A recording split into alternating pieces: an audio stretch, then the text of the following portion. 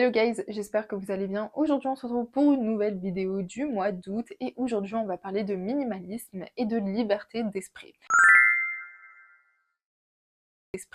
Alors je pense que vous connaissez le minimalisme au travers de la décoration d'intérieur. Mais le minimalisme, outre le fait que c'est une mode, que c'est une décoration d'intérieur, que c'est un style vestimentaire, le fait d'être minimaliste, genre pas avoir trop de motifs, trop de ci, mettre des tenues uniformes, etc. C'est aussi une philosophie de vie, le minimalisme. Alors évidemment, on a cette idée de être minimaliste, c'est avoir moins de matériel.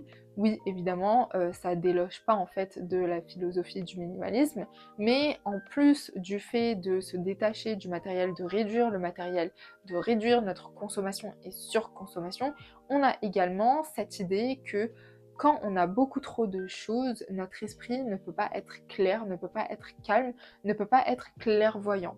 Et par exemple, vous allez avoir des gens, ils vont vous dire non mais là, avant de travailler, il faut que je nettoie mon bureau parce que sinon je vais jamais réussir à me concentrer. C'est exactement ça dont je vous parle. Donc, regardez votre environnement, regardez autour de vous. Un exemple, cette année, ma chambre, là où je suis en train de vous filmer, hein, ça aura été un bordel organisé. C'est-à-dire que j'ai un pouf, j'ai du bordel, je le range, le bordel revient. Il reste là une semaine, 2 semaines. Après, ça me saoule, après, je le range, après, le bordel revient, encore une fois. En fait, chaque chose a une place, mais à cet endroit-là, ça va jamais à sa place. Ensuite, pendant je sais pas combien de mois, j'ai eu genre le carton de ma machine à coudre posé là par terre dans le coin. J'étais là, mais je sais pas où je vais le mettre, je vais le garder, évidemment je le garde, qu'est-ce que je vais en faire, où est-ce que je vais le mettre, etc. Donc il était posé là. Pendant, la vérité, je pense, 5-6 mois. 5-6 mois, il était posé là. Déjà que j'ai pas beaucoup d'espace, mais en plus de ça, il me gêne, sa présence me gêne, mais je sais qu'il est important, il faut que je le garde, mais je passe pas au truc de faut que je le range. Vous inquiétez pas, maintenant il est rangé. Hein. J'ai pété un câble, j'ai fait ça suffit. Pareil, là je suis en train de vous filmer, vous êtes posé derrière vous. J'ai tout ce qui est accessoires, crème, parfum, etc. Déo et tout. Toujours, c'est le bordel à cet endroit-là. J'ai beau ranger, ça revient. Ça revient. Donc en fait, cette année, pareil mon bureau. Mon bureau, j'ai la partie tout à droite. Clean, à gauche, dans l'angle là, c'est un bric-à-brac. Tout le temps des feuilles, des ci, des ça, alors que j'ai 3 tiroirs en dessous pour ranger. Mais je sais pas, ça s'accumule. Donc en fait, cette année, j'ai passé l'année à me battre contre l'accumulation. Mais ça, c'est dû à quoi? C'est dû au fait qu'en fait, genre, j'ai un truc dans ma tête, c'est clair, ok, c'est le taf. J'ai un deuxième truc dans ma tête, c'est clair, mais ça me gêne un peu, c'est moi. Et j'ai un troisième truc dans ma tête, c'est l'organisation de la chaîne YouTube. Oui, alors du coup, il faut que je fasse ça, il faut que je fasse ci, il faut que je fasse ça, les extraits ici et ça, et nan. Plus les activités que je rajoute, donc la salle. Ouais, mais du coup, là, si je dois y aller et tout, faut que je filme une vidéo avant, faut que je me réveille à telle heure, etc. Dans ma tête, overthinking, ok? Et ensuite, le fait que je couds. Voilà, donc coudre, ça prend du temps, c'est très chronophage, ça prend de l'espace aussi, donc ça, c'est un bordel à lui tout seul. Voilà. Donc en fait, littéralement, c'est de la surstimulation. Je suis surstimulée cette année. Voilà, trop de trucs. Puis je vous raconte pas, avant de commencer à filmer, j'étais en train de raconter les milliards de trucs que je devais faire pour YouTube, pour la couture, pour ci, pour ça, pour le taf. En fait, je suis sur tous les fronts. Sauf que c'est compliqué d'être sur tous les fronts quand on ne prend pas un petit peu de temps pour vraiment ranger, s'organiser et tout. Compliqué.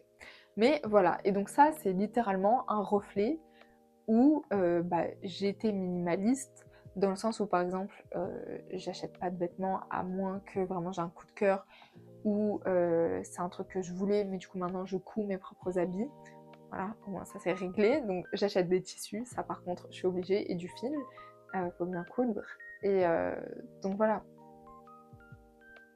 Mais tout le reste, c'est un bordel, c'est un bordel, voilà, c'est un bordel, c'est rangé, c'est propre, c'est un bordel quand même. Et moi, ça me gonfle. J'aime quand tout est carré, tout est rangé. Surtout que moi, je suis du style à dire chaque chose a une place, tu prends un truc, tu le remets à sa place. Sauf qu'en fait, quand plus rien n'a de place, c'est compliqué. c'est très compliqué. Mais bref, c'est un reflet de mon état d'esprit. Donc j'essaye d'être minimaliste. Je me suis un petit peu perdue cette année parce que j'ai eu plein d'autres trucs parallèles. Et donc forcément, bah, ça déborde. Clairement, en fait, c'est ça, ça déborde. Partout à droite, à gauche. Mais il faut réussir à se recentrer. Clairement, c'est hyper important. Mais du coup, ça reflète l'état d'esprit, en fait. Et par exemple, genre, je sais pas, de la paperasse qui traîne. Putain, t'as un classeur, en fait. Prends un classeur, ouvre, range. Tu perfores la feuille, hop, tu fous dans le classeur. C'est rangé, c'est propre. T'es tranquille. Tu te dis, ah ok, c'est clean. Là, devant mes yeux, je ne vois rien qui va me perturber pour mon repos. C'est pas, je tourne à gauche. Ah oui, il fallait faire ça. Ah oui, il fallait faire ça. Ah oui, il fallait faire ça. Non, ça suffit. Ça suffit. Allez, on est fatigué, on veut se reposer. Et même quand tu veux te reposer, tu peux pas te reposer parce que tu tournes la tête partout à droite, à gauche. Tu vois 15 milliards de trucs à faire. Ça suffit. Ça suffit. Voilà. Donc là, par exemple, le carton de la machine à coudre, il est plus là. Par contre, j'ai acheté une paire de baskets, plus une paire de sandales, plus une robe. J'ai rangé la robe. Par contre, la paire de baskets, par-dessus, j'ai foutu la paire de sandales dans leur boîte. C'est là. Le sac. Le sac, il est là. Le sac, il est là. Donc, comme je vous ai dit, c'est pas sale. C'est propre, c'est très propre. Mais là, par exemple, oh, ça aussi. Là, par exemple, j'ai un carton. Le carton est vide. Il faut que je le casse, il faut que je le foute à la poubelle. Mais non. Ça fait une semaine, il est là. Un peu plus d'une semaine qu'il est là. Mais par exemple, comme le carton de la machine à coudre, j'avais gardé un carton, je m'étais acheté un sac. Le carton du sac, je l'ai gardé posé au pied de mon miroir pendant... Jusqu'au jour où je pète un câble, je fais c'est pas possible en fait. Tous les jours, je dis que je dois le jeter, tous les jours, je sors et j'oublie de le jeter. Parce que je me dis, ouais, faut que j'aille au taf, ouais, après, faut que je fasse ci pendant ma pause, faut que je fasse le montage. J'ai besoin d'un assistant en fait. Postuler, je prends un assistant. Par contre, pas de rémunération, hein, c'est du bénévolat, les gars. Enfin bref, du coup, voilà. Donc j'arrête de vous raconter ma vie, à un moment donné, on n'est pas là pour ça.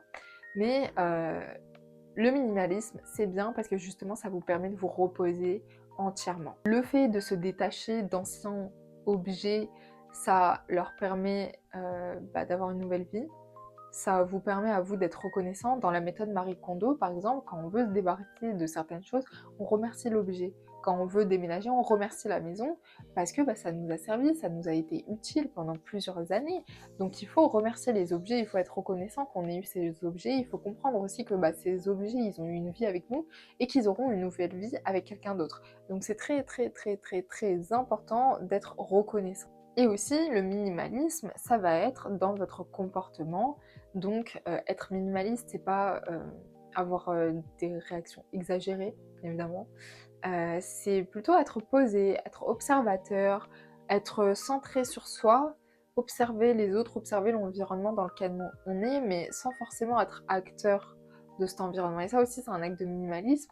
Et en fait, c'est être posé et essayer d'être le plus clair possible. Mais évidemment, le minimalisme, ça renvoie un petit peu aussi à la solitude, parce que quand on n'a rien pour nous distraire, il reste quoi? Il reste nous-mêmes. Et des fois, être seul avec soi, c'est très compliqué pour certaines personnes. Et c'est un exercice qui est difficile. Et du coup, vous allez avoir certaines personnes, elles vont constamment avoir du bordel autour d'elles. Comme ça, elles se sentent moins seules. Et je vous ai fait une vidéo sur la solitude que je vous invite à aller voir.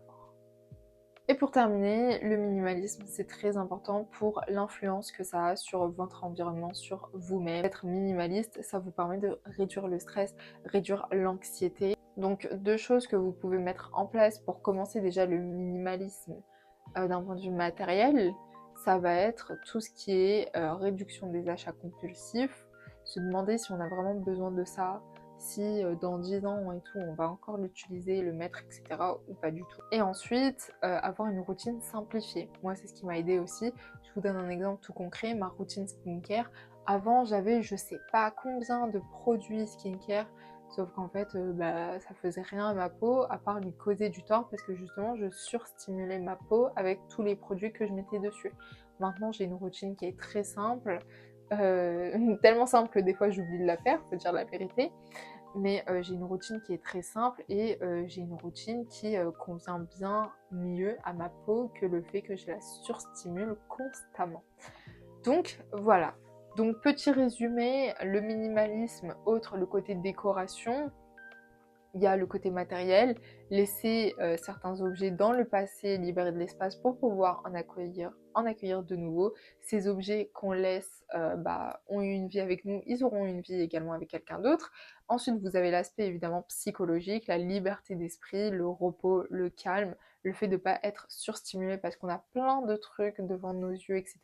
Mais le fait de ranger, de mettre chaque chose à sa place, de voilà, créer une place pour chaque élément, chaque chose, de pouvoir avoir un environnement qui visuellement ne stimule pas nos yeux, notre cerveau, etc. C'est très important aussi. Et ensuite, vous allez avoir le minimalisme d'un point de vue comportemental, donc ne pas avoir des exagérations dans vos réactions, des réactions très minisme. Après, on peut se rapprocher aussi du stoïcisme, hein, mais c'est pas forcément le but là.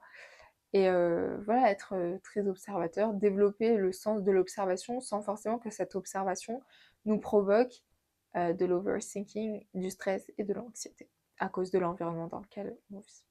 Donc voilà. Écoutez guys, c'est la fin de cette vidéo, j'espère qu'elle vous aura plu. C'est un sujet qui est différent mais qui est tout aussi important parce que il y a de la profondeur au travers du minimalisme et je pense que c'est une très bonne philosophie de vie que de l'adopter sans forcément rentrer dans on va dire, les styles de maison où c'est tout blanc, c'est tout noir, c'est vide, il n'y a rien. Non, c'est pas ça. Mais tu peux avoir une maison minimaliste dans son esprit, en fait. Donc voilà. On se retrouve demain pour une prochaine vidéo. En attendant, prenez soin de vous. Ciao,